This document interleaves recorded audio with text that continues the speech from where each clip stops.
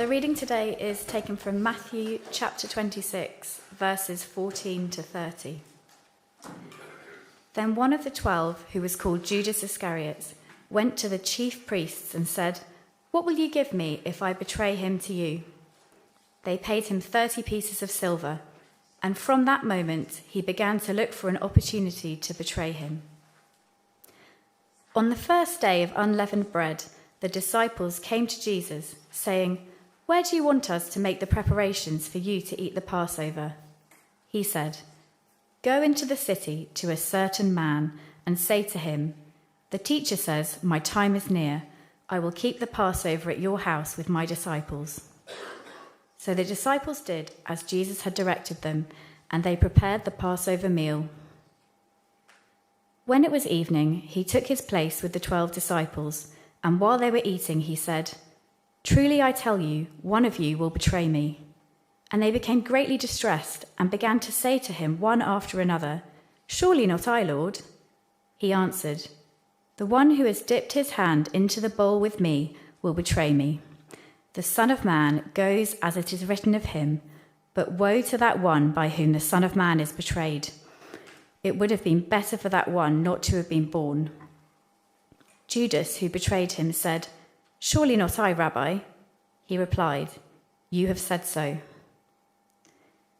While they were eating, Jesus took a loaf of bread, and after blessing it, he broke it, gave it to the disciples, and said, "Take, eat, this is my body." Then he took a cup, and after giving thanks, he gave it to them, saying, "Drink from it, all of you, for this is my blood of the covenant, which is poured out for many for the forgiveness of sins. I tell you, I will never again drink of this fruit of the vine until that day when I drink it new with you in my Father's kingdom."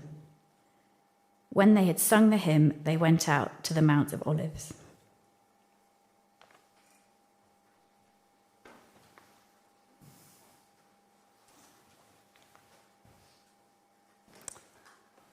Good morning, everyone. Good morning. It's great to see you here. Thank you for coming. I guess I regard myself as fortunate in lots and lots of ways. And one of those ways is that I can't recall ever being betrayed. I've been let down on occasion, but never betrayed. And there is an enormous difference between the two. We let people down and we let God down because we are imperfect people. We are sometimes weak, sometimes selfish, actually quite often selfish, if I'm talking personally, sometimes fearful, and sometimes simply out of our depths. But betrayal is willful and deliberate. It is about choosing to be disloyal to someone who has loved you or trusted you or invested in you. And I know that some of you, many of you maybe know that experience. And that sense of being betrayed can have a deep psychological effect, can't it? Grief, doubt, self-esteem getting damaged. I've read some testimonies of people who've been betrayed during the week, and I was struck by this description. It feels like shock and hurt and anger, rushing hot blood coursing through you with pressure, filling your head as your eyes brim with burning tears. A lump in your throat forms, rendering you unable to convey the level of betrayal.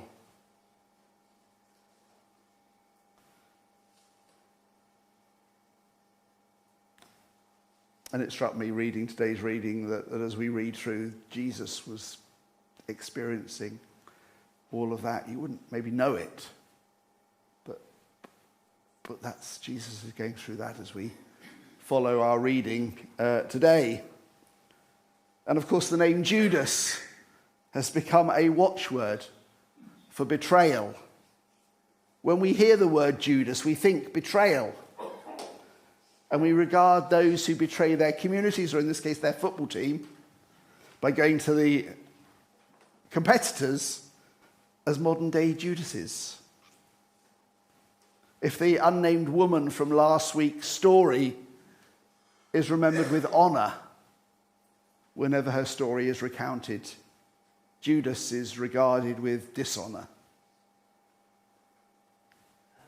The story of Judas appears in all four of the Gospels, like the anointing story that Charlie was unpacking last week. Each Gospel has a separate take on the stories, different details, different bits included. And Charlie pointed this out last week. The temptation is when we have four Gospels with different bits, we try and bring them all together and merge them in one kind of story to harmonise them, to bring them together, rather than to take each story on its own merits. God has given us four separate Gospels, each with their own contribution, and it's good to take them in that way rather than to try and bring them all together.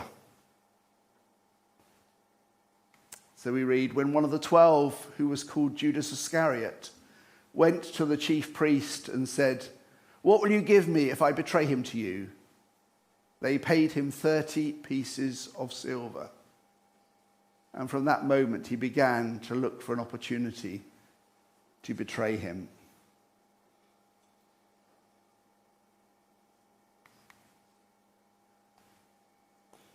I guess maybe the first thing we should note is that it's an ugly tale, isn't it?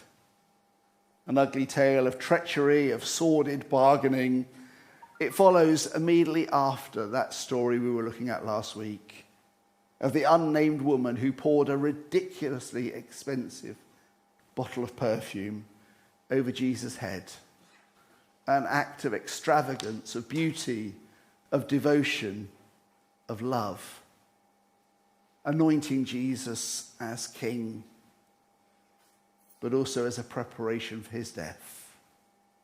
As I say, it's a story of love and devotion and extravagance, which makes Judas appear even smaller. And I believe that Matthew's actually put those two stories together because he wants us to note the contrast. And if you didn't hear last week's sermon, it's still on YouTube or on the pod, and you can catch up. It's well worth listening to. But these two stories kind of stand together, almost in opposition to each other. One of the questions people often ask is why did Judas do this? What happened to Judas? What was it that brought him to this point? And over the years, all sorts of answers have been suggested. He's been accused of deceit, of jealousy, of ambition, of fear, and assorted other things. Well, the most common answer simply is that Judas was greedy. And if you read John's gospel, it does seem to support that accusation. But we're in Matthew. And Matthew doesn't actually attribute any of those things to Judas. And actually, I'm quite glad of that, because which one of us is completely free from greed or jealousy or ambition or fear? We know those things in our own hearts. We, like Judas, are complex people. And our motivations can be equally complex. And it's good to recognize that. It's good to acknowledge that. But what about that fee of 30 pieces of silver? Isn't that proof of Judas's greed? Well, perhaps. But actually, as I read Matthew's gospel, it feels more the case that actually Judas decided to betray Jesus and then looked for a way to make a bit of money out of it. The money wasn't the motivation, but if there was some money on offer, I'm going to grab a piece of it. Monetizing things, we're good at that these days. What can we monetize? Judas wanted to monetize his betrayal of Jesus. Although 30 pieces of silver does sound rather a lot, doesn't it? I don't know how much you imagine in your mind when you think of 30 pieces of silver. Actually, it was equivalent to about a month's work for a labourer. So not inconsequential, but well, in the Old Testament, it's the value of compensation set for the loss of a slave. Is that what Jesus is worth? In Zechariah, it's the wages paid by bad masters to a good shepherd. For Jesus, the good shepherd, the servant of God, the chief priests, offer the same number of silver pieces. 30 pieces of silver is meant to be an insult.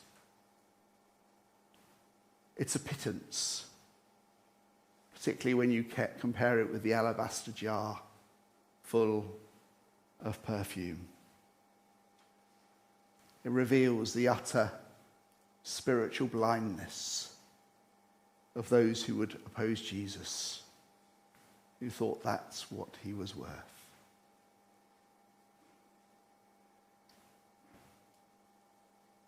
But back to Judas. In the beginning, when Jesus first appeared, Judas left everything to follow him. He was convinced that Jesus was the Messiah, the one who would give Rome an almighty beating, who would cleanse the religious hierarchy, clearing out those who had sold the nation out. He was convinced that he was the one who would establish God's kingdom, God's righteous kingdom here on earth. He would rule the world from Jerusalem, establishing Israel as top dog. Judas was zealous in his faith. He was passionate about that vision for the future. But over time, doubts set in, and he found himself becoming increasingly disillusioned with Jesus. Maybe that's normal. Maybe many of us have been there at times where we feel just disillusioned with God, disillusioned with Jesus.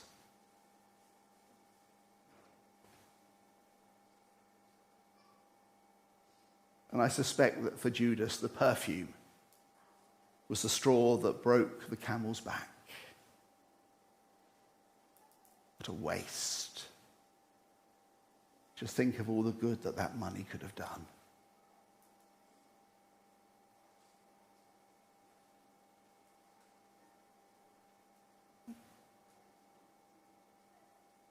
Judas had a preconceived notion of what a Messiah should be like. And Jesus didn't fit that notion.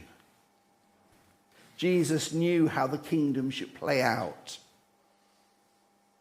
He was sure he understood Jesus' mission better than Jesus himself.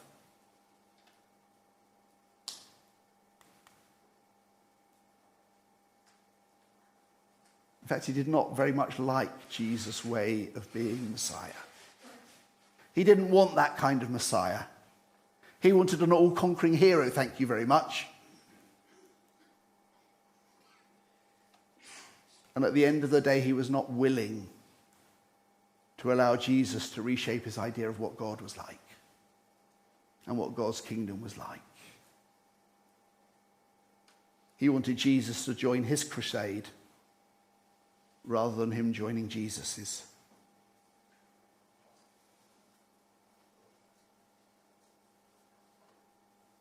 Sometimes the things that we are most passionate about are the things that bring us down, because the outcome becomes the only thing that is important. The end justifies the means. And those who disagree with us become the bad guys.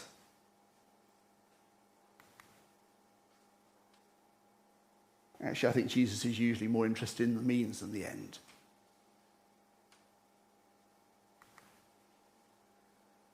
He is more interested in the people that we are becoming rather than our achievements.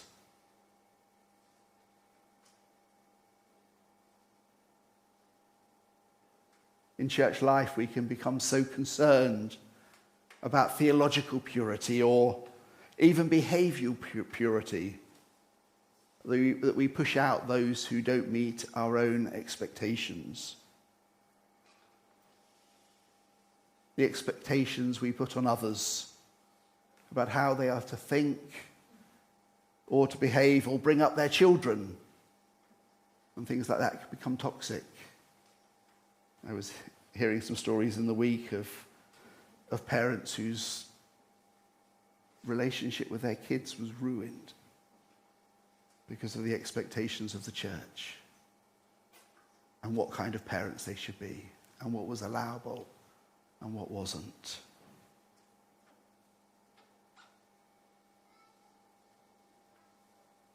What if there are no good guys or bad guys?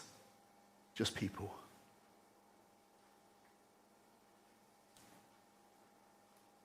Judas wanted to be in control because he knew best.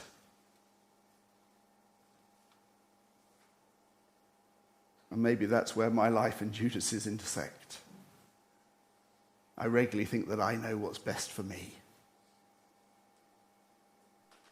and for my life and how the world should unfold, how the world should be. And when things don't go according to plan, to my plan, I am easily frustrated, disappointed, angry, tempted to despair. Maybe that's one of the central causes of sin. We're confident that we know better, even than God himself. And we want to have our own way, rather than doing it God's way, yielding to God's vision, God's mission. We set our own course.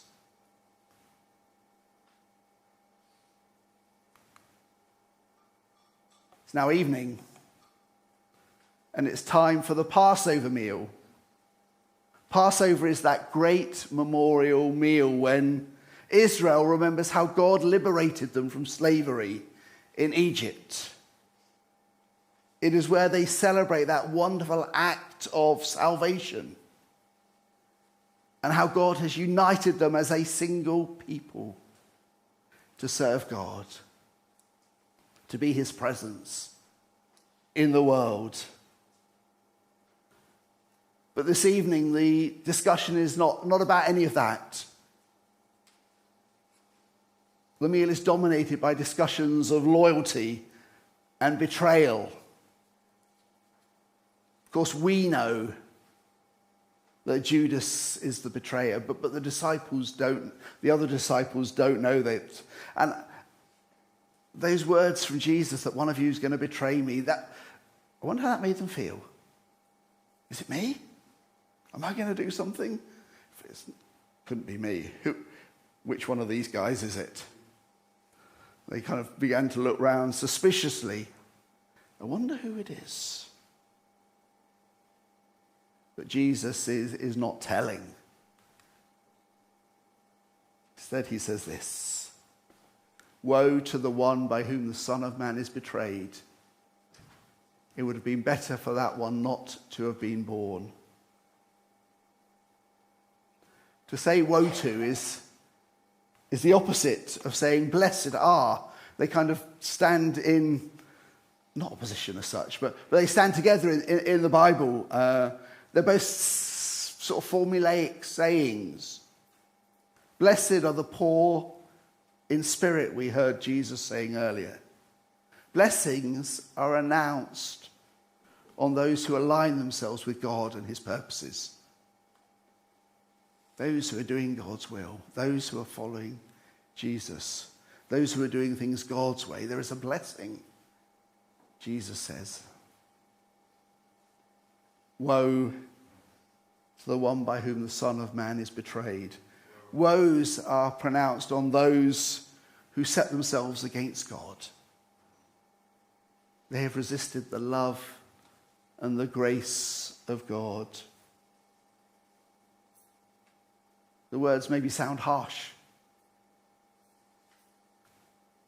but I suspect the words were spoken with a tear in Jesus' eye. He said to Judas, "This is what you've chosen." Not word of condemnation as such, but simply that statement of fact, this is what you have chosen.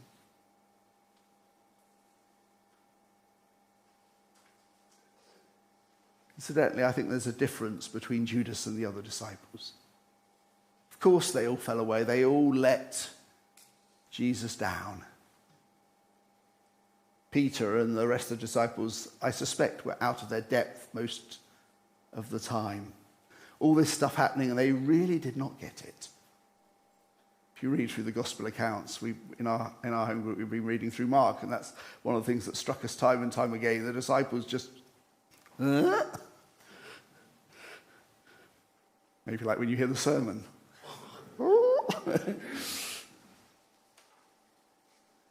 And whilst they were no strangers to greed, to jealousy, to ambition, and yes, to fear, and whilst they may have deserted Jesus, they never set out to work against Jesus, unlike Judas. In their hearts, they remained loyal, even when the flesh was weak. They never switched sides. It is quite possible to let Jesus down and yet to remain loyal to him. We all know that, don't we? If we're honest. We've let Jesus down. All of us, I have. But we remain loyal, don't we? Just like the disciples.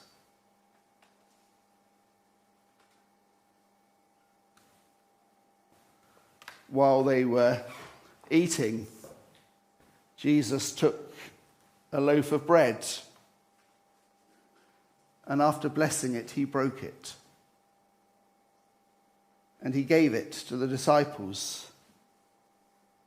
And he said, "Take, eat, this is my body." Then he took the cup. And after giving thanks, he gave it to them, saying, "Drink from it, all of you, for this is my blood of the covenant, which is poured out for many for the forgiveness of sins. I tell you, you will never again drink the fruit of this vine until that day when I drink it new with you in my Father's kingdom."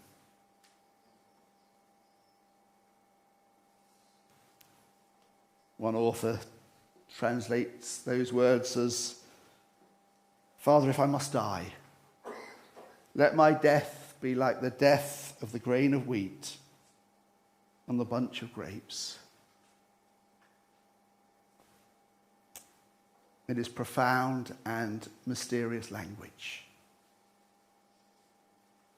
And you know what? I'm pretty sure that every word went straight over the disciples' head. The words, the imagery would have been shocking to them. And they did not get what was going on. I sometimes wonder whether those disciples shared communion on Holy Saturday between the crucifixion and the resurrection, trying to make sense of everything that had happened, trying to find comfort in these words and actions. I wonder what it was like the first time the disciples shared communion after the resurrection. How different that must have felt. That must have been some occasion. And maybe at that point the They started to make the connections. Suddenly things started to become clear. So, that sort of eureka. Suddenly the jigsaw began to fall into place a bit.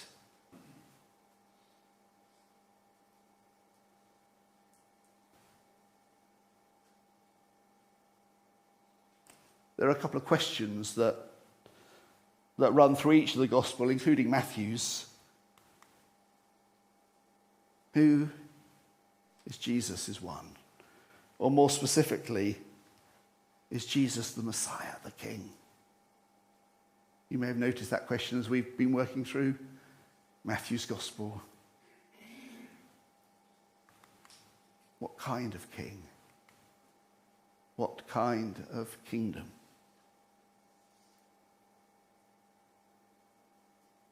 The author Stanley Saunders argues that the Lord's table, that this table that we gather around where we're going to shortly share bread and wine, he says that it's a counter-ritual.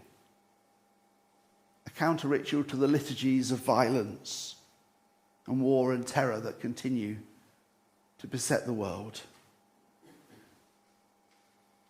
What he means is that while the world continues to celebrate military success, while the world fates the beautiful, while the world honors the rich and the famous,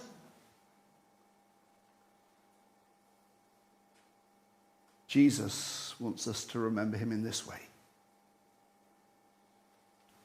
His body broken, his blood poured out on a cross. The cross was not just a terrible way to die. The whole ritual was designed not simply to kill you, but to dehumanize you. It was demeaning and degrading, and the message that it was intended to send was that this person was a worthless scum, not fit to be called a human being.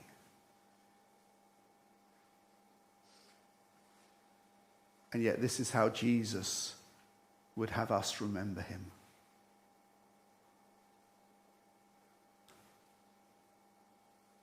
Because this is how those questions are answered. And this is how God's love wins. In death. On a cross. The worst death just about imaginable.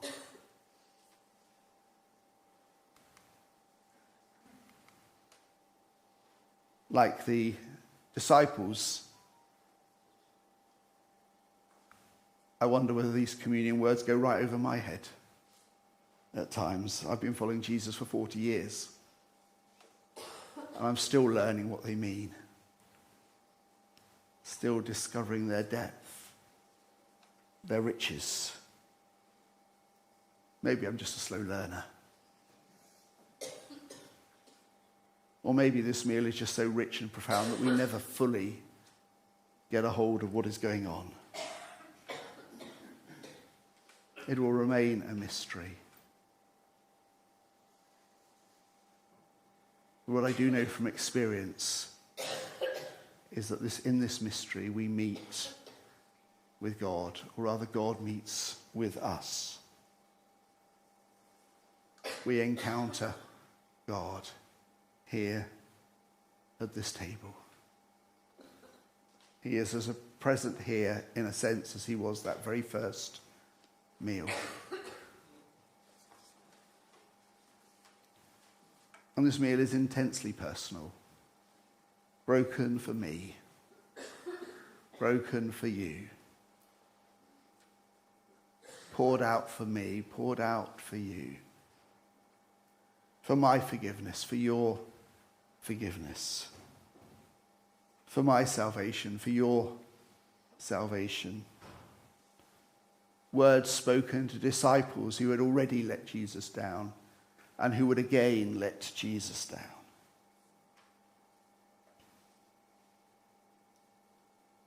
words spoken to Judas, who was still there.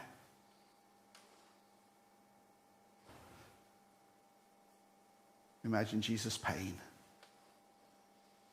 as he looked round the table and saw Judas there, and yet still he spoke those words. Still he offered bread and wine. What hope is there for Judas? What hope is there for any of us? Well, we are here. We are called by God's love and invited to eat and drink, whoever we are, whatever we have done. Invited to eat and drink, and once again to accept Christ, to follow Jesus.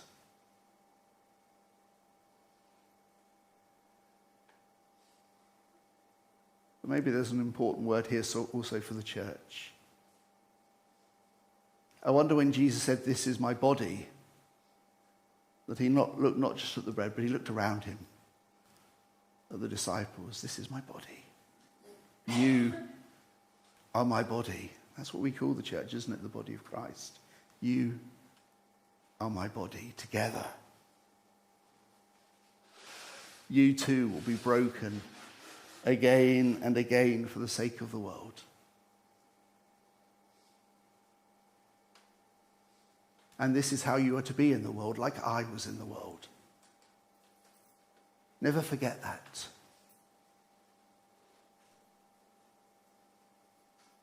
This is how God heals the world. The world plays its own power games. The world seeks to manipulate and dominate and get its own way. That is the way of Judas. And too often Christians have behaved that way, thinking that they were acting for God, thinking that the end justifies the means. But God's power is power with, not power over. He is with us now. God's power is exercised through service, through giving, through loving, through sacrifice, through grace, through forgiveness. God's power confronts and transforms. Says to us, "This is my body, this is my blood." Says to us, "You are my body, and I want you to be in the world as I was in the world."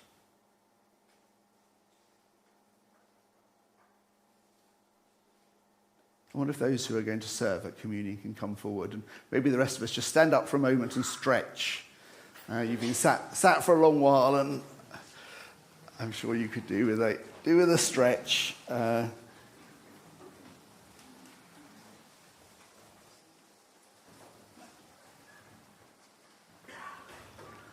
Okay, sit down again then.